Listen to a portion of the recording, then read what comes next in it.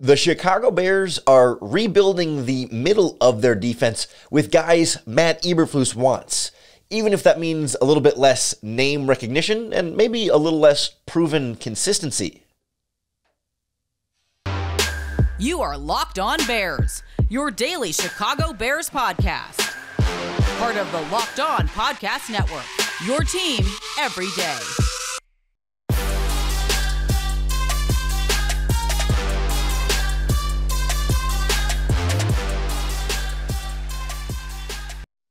This is Locked On Bears, and I'm your host, Lorin Cox. I'm here to bring you your daily, in-depth Chicago Bears news and analysis. You can follow me on Twitter at CoxSports1. You can follow the podcast on Twitter at Locked On Bears. You can like Locked On Bears on Facebook.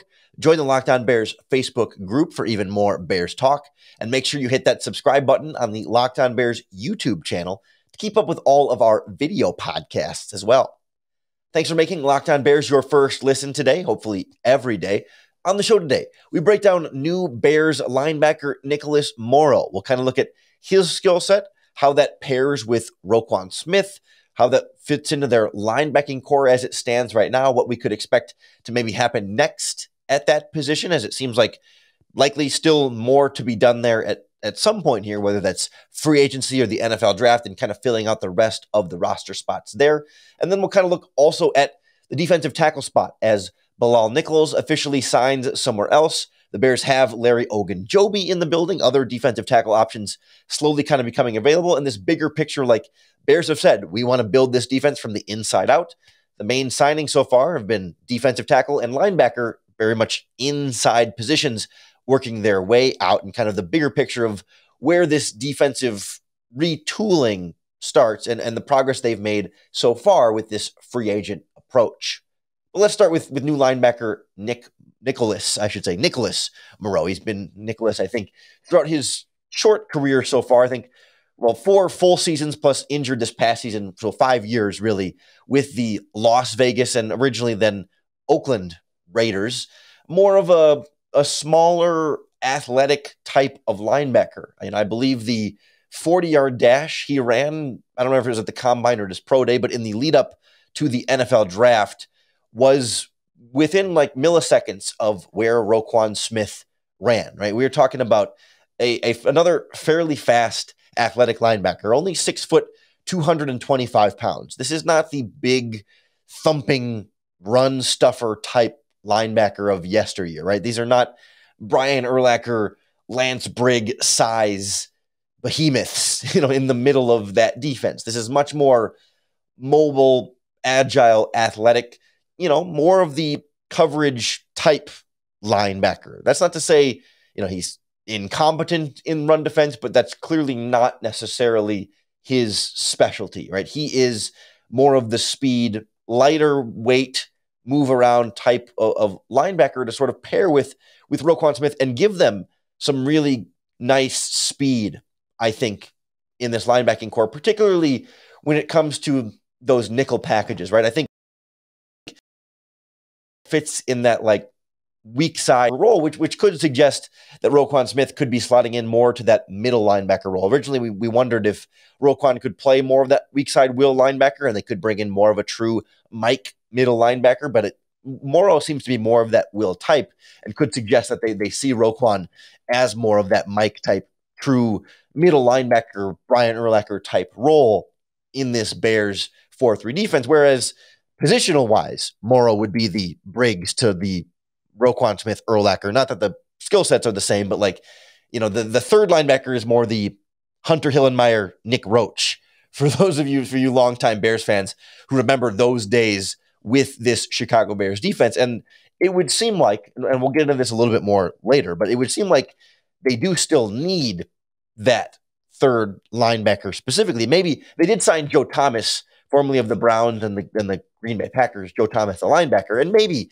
he could slot into that third starting linebacker role. But it would seem like maybe they still have some flexibility here to bring in at least one more linebacker right now. But Nick Morrow comes in on really what's a 1-year prove-it contract, right? I think it's a base value of $3 million, worth potentially up to $5 million in playing time incentives, with half of that $5 million, 2.5 total, fully guaranteed on this 1-year contract. It's very much like, hey, come to Chicago, play next to Roquan Smith, show us whether you belong as a long-term piece in this defense, right? He's only, 26, will turn 27 later this summer. So Morrow's still, coming into the prime of his career as a former undrafted free agent who was, in and out of the starting lineup, sort of a fill-in type starter for the Raiders for a lot of that time. And then this past,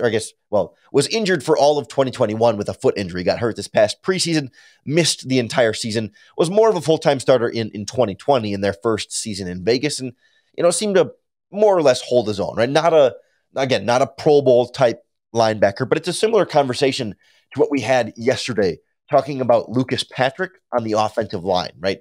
Sort of a value backup who was asked to be a starter, maybe more than the team had wanted to originally, but has been able to give you at least average starting quality production at that position. And that's about what the Bears ended up paying for. And you give Morrow this 1-year deal, and if he plays well, then you can sign him to a long-term extension and make him the long-term piece of your defense to pair with Roquan Smith. And if he's average or below average or whatever, you're not locked into any kind of long-term commitment to him, and you can try and get a better option the following season. It's another one of these sort of like value type signings in lieu of type, this is not Bobby Wagner, right? This is not Bobby Wagner that they're signing, but it is good value. And like we talked about with Lucas Patrick, right? Value is a good thing, but value can't purely replace talent, right? You do need the player to be good and to be talented. You need good players on your team. And then if you also get good value on good players, that's a great bonus, but value itself is not the perfect strategy for a football team. The players actually have to be good too. And there's a lot of reason to think Nicholas Morrow and Lucas Patrick can be good players, but they're not as proven, consistent, name brand, household name type talent as, say, Danny Trevathan, who the team officially released, or to a lesser extent, James Daniels, right? And of course, Danny Trevathan, older, injured. There's a lot of reasons beyond just level of play that the Bears released Danny Trevathan, but it is a change, and Morrow is not what Danny Trevathan once was, but maybe he could be in this Bears defense, right? That's what the Bears seem to be betting on here, is that system can get more out of the player and that they can get great value and get even better than the money that they're spending on that specific player. I think it's a good approach when you look at how linebacker free agency generally tends to go and also what the market currently looks like right now. We'll kind of take a bigger picture look at the Bears' approach at linebacker, some of their other options, and where they could go from here next on Locked On Bears. It's that time of year when the college basketball tournament is finally upon us. Things are heating up. The madness is setting in all month long. And our friends at BetOnline are going to be the number one sports source for the latest odds, contests, and player props. All your sports betting needs and information are at betonline.net. Not just the college basketball tournament, but NFL draft prop bets, plus all the other sports, soccer, hockey, tennis, baseball season around the corner. Time now to get your bets in before things start picking up there post-lockout. Boxing, UFC, plus your favorite Vegas casino games online as well. BetOnline.net is your one-stop shop. Head over to their website today or use your mobile device to check out all the top odds and trends and action you need to know. All of your sports betting needs are at betonline.net, where the game starts. This Chicago Bears defensive retooling, defensive turnover, defensive changes have started very clearly on the interior, right? Eddie Goldman released. Keem Hicks seemingly going somewhere else, not going to return to the team.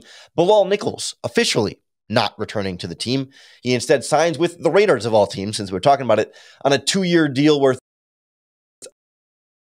$9 million guaranteed, but not an insane bank-breaking, market-setting value by any means there. And then, of course, Trevathan out, Nicholas Morrow in.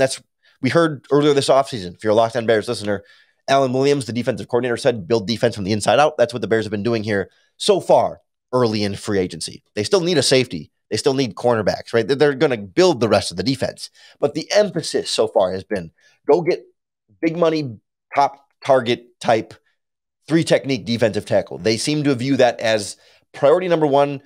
Maybe you have to overpay for Larry Ogunjobi, but go get him. Make sure you have that guy in this defense.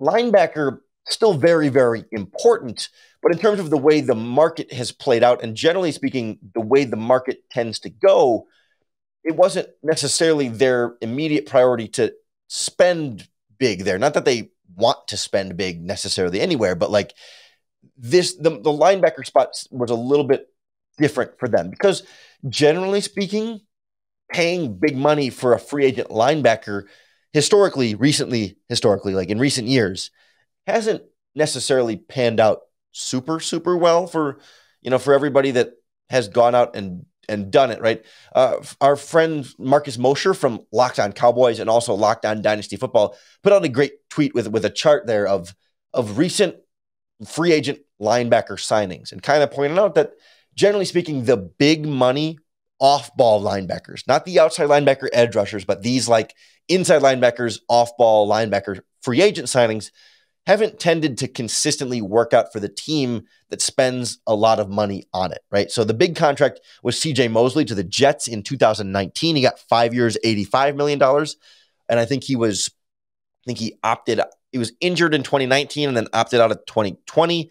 This past season in 2021 was okay, but has not lived up to the whatever. But the math in that is hard for me off the top of my head. But 5 years, $85 million was like a market-setting inside linebacker contract, right? Getting Fred Warner, Darius Leonard type money, and very clearly not producing at quite that level. You also have Quan Alexander from the 49ers going there from the Tampa Bay Buccaneers. He's been a missed tackle machine, and he's been okay for the 49ers. Hasn't been a complete abject disaster, but for $11 million a year off-ball linebacker, he hasn't been spectacular. Same with Joe Schobert to the Jaguars for a very similar contract, 5 years, $53.75 million. I know Joe Schobert. I went to college with Joe Schobert. I interviewed him a lot in college as a reporter.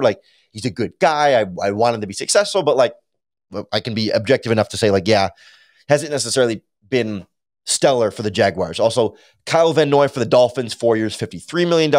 Corey Littleton to the Raiders for $35 million. Blake Martinez to the Giants for $30. Jamie Collins to the Lions for $30. And even old friend Nick Kwiatkowski to the Raiders, right? 3 years, $21 million. And lo and behold, the Las Vegas Raiders released him on Wednesday, right at the start of the league year to help get their numbers back down.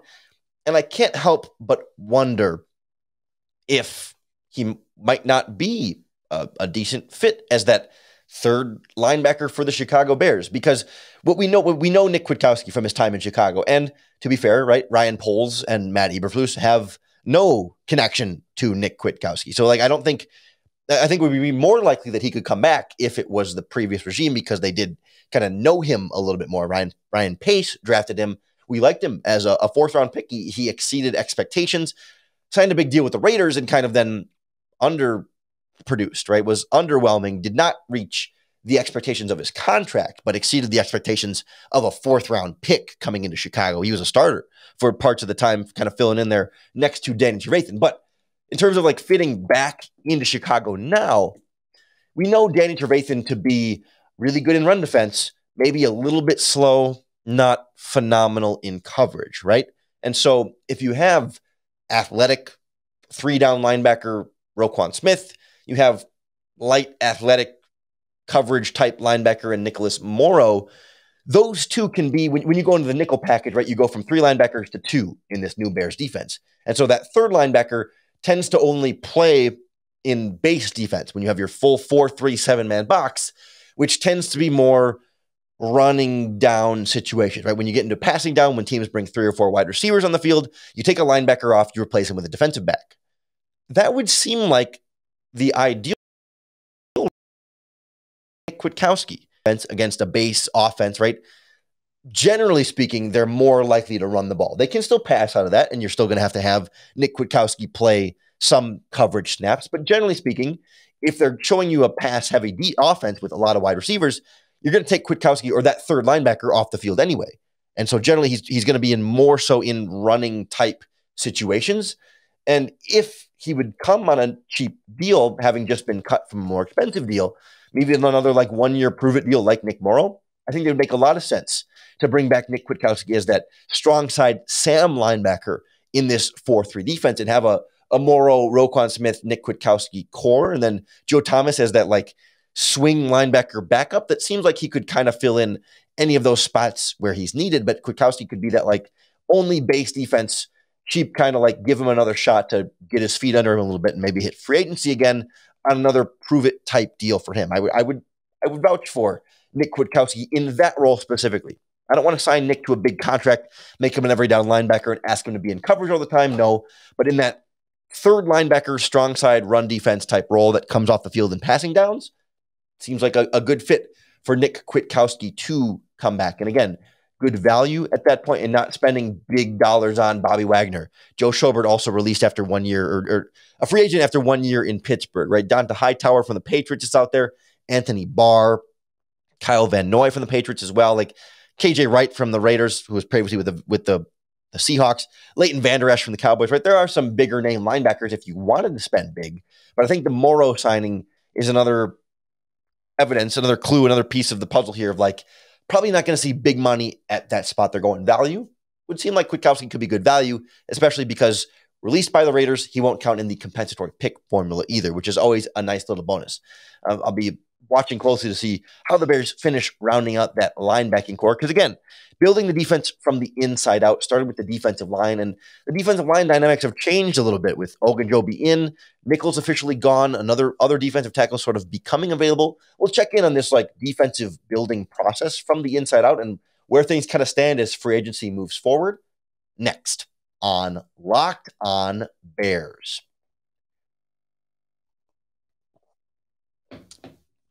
All this turnover has had a lot of moving parts for the Chicago Bears defense. And like I always say, if you're looking for moving parts, if you're trying to move some parts or get some new parts in for your vehicle, our friends at rockauto.com are going to be the place to do it. They have the best selection of auto parts anywhere you can find online, right? They're an online auto parts dealer that have been serving customers online for over 20 years. They're a family business. They're actually Wisconsin based. They're from where I went to college up in Madison, Wisconsin, right? They're local, but they're also national, right? At the same time, but they're a locally run, sort of family run online auto parts dealer. And they've got a selection that you just cannot beat, right? Parts that I've never heard of, an engine control module and a fuel pump assembly. I don't fully understand how all that works, but I know they have it at BetOnline and they're super easy to navigate, right? You just enter in your car's make or model and you can quickly then sort between the brands, specifications, and prices you prefer for whatever part you're looking for. And their prices are going to be as good as anywhere you can find online. A lot of places will have a different price tier if you're a professional mechanic versus a do-it-yourselfer like us. But rockauto.com's prices are the same for everybody. So don't spend up to twice as much for the same part somewhere else. Head on over to rockauto.com right now and see all the parts available for your car or truck. When you check out, write in the words "locked on" in that box that says, "How did you hear about us?" Because that's going to be the best way to tell them that we sent you. Amazing selection, reliably low prices, all the parts your car will ever need. rockauto.com. Bears didn't have an amazing selection to work with in terms of adding on this defensive line, but of course, opting for Larry Ogunjobi in the place of Bilal Nichols, who officially signed elsewhere, moved on to his new contract with the Raiders of all teams. Again, 2 years, $11 million total, with $9 million guaranteed. So the math there will tell you $5.5 million a year. Bears gave $13.5 to Larry Ogunjobi. And the question that comes right away is Larry Ogunjobi twice as good as Bilal Nichols? I mean, probably not. I mean, how do you measure, right? How do you measure twice as good of a defensive tackle? But like, it does feel like a little bit there.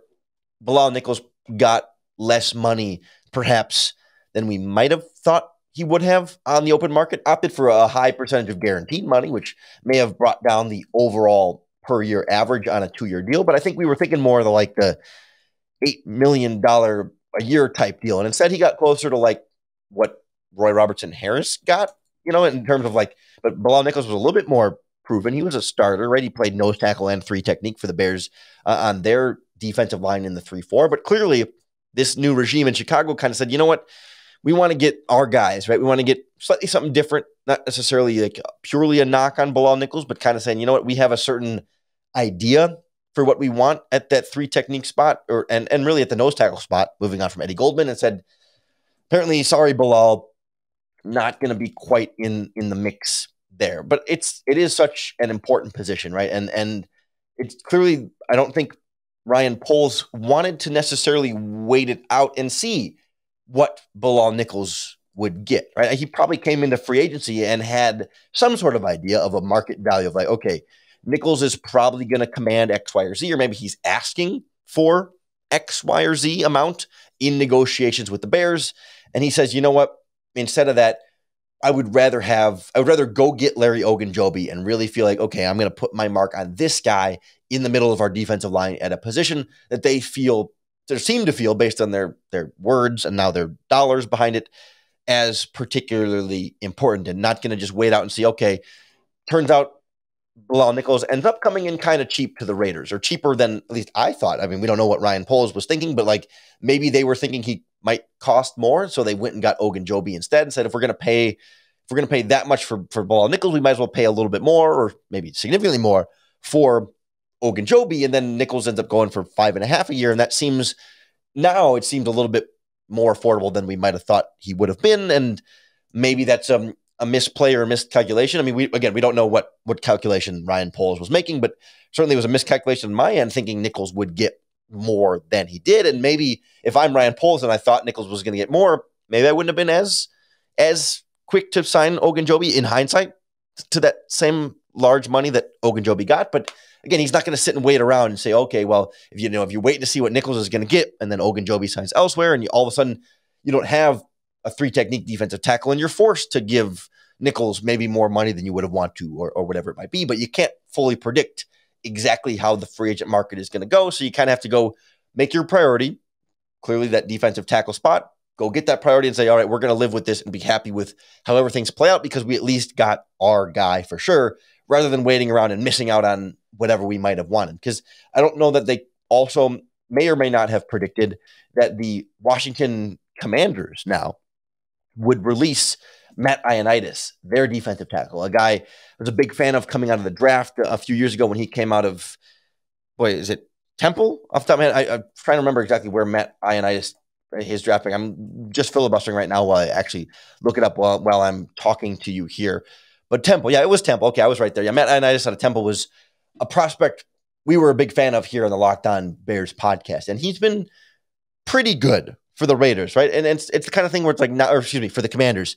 So it's the kind of thing where it's now, what kind of contract is he going to get? And if he gets a Bilal Nichols type, cheaper type deal, all of a sudden, that's a tough one to swallow. When I'm sitting here thinking okay, would I rather have Larry Ogunjobi for $13.5 million a year, or would I rather have Matt Ioannidis at TBD? Again, at the time I'm recording this, he hasn't been signed yet.